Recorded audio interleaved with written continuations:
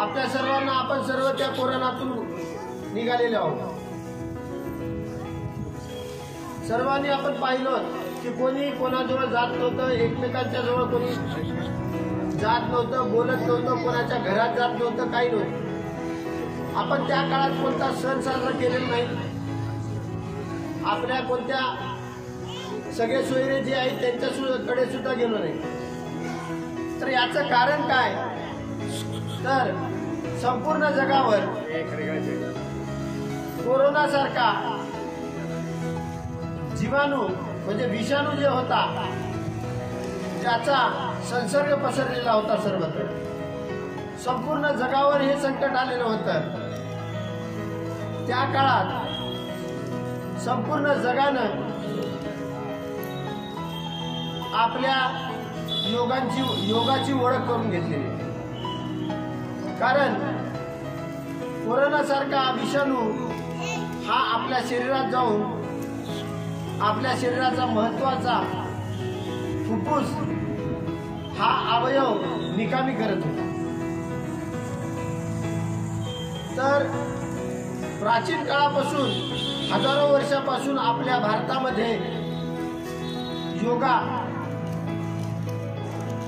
याचे आसनं आपले साधू मुनीपासून करत आलेले आहेत आणि आपल्याला या आपल्या संस्कृतीचा अभिमान आहे। तर अशा महाभयंकर कोरोना काळात सुद्धा जगाला आपल्या भारताची आणि भारताच्या योगाची ओळख झाली आणि त्यांना सुद्धा हा महत्त्व पटला आणि त्यांनी सुद्धा योगाला मान्यता दिली। म्हणून आज 21 जून रोजी संपूर्ण भारतातच नव्हे तर संपूर्ण जगात योग दिवस म्हणून साजरा केला जातो। त्याचा फायदा आपण विविध योगासनाचे प्रकार करून आपलं निरोगी जीवन आपण ठेवू शकतो। तर आपल्याला दररोज सकाळी जितका वेळ मिळेल कमीत कमी अर्धा तास तुम्हाला शक्य होईल तेवढे हे योगासनाचे प्रकार करायचे। तुम्हाला सुरुवातीला शारीरिक हालचाली ज्या पद्धतीने या ठिकाणी चित्रावर सर, मार्कवाड सर, मोत्यार सर, टोटकर सर यांनी करून दाखवलेले आहेत। जरी कोणाला काही आठवण नसतील, जर कोणाला करायची इच्छा असेल तर तुम्ही आम्हाला विचारा।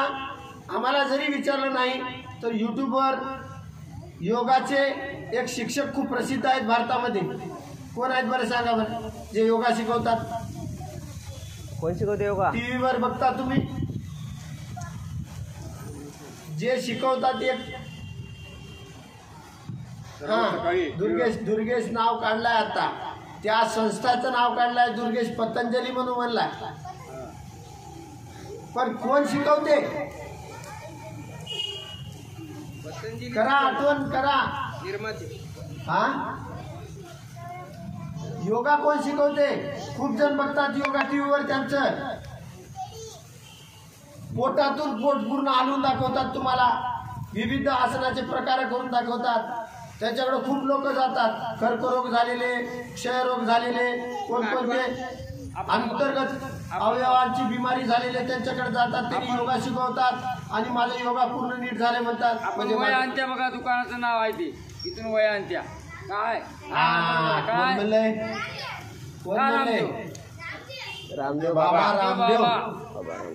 बाबा रामदेव किंवा रामदेव बाबा। आपल्या भारतामध्ये योगाचा प्रचार आणि प्रसार हे सर्वात जास्त रामदेव बाबा यांनी केलेले आहे। प्रत्येकाच्या घराघरामध्ये त्यांनी योगाचा प्रचार आणि प्रसार केलेला आहे।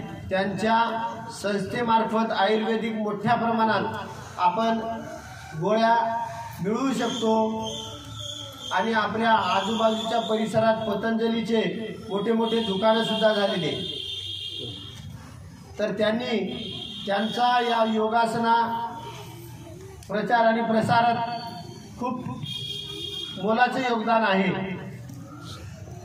तर असंच आपल्याला जोपर्यंत आपला श्वास आहे जोपर्यंत आपल्या शरीरात जीव आहे आपल्याला निरंतर योगा करायचा आहे. समजलं का? दररोज सकाळी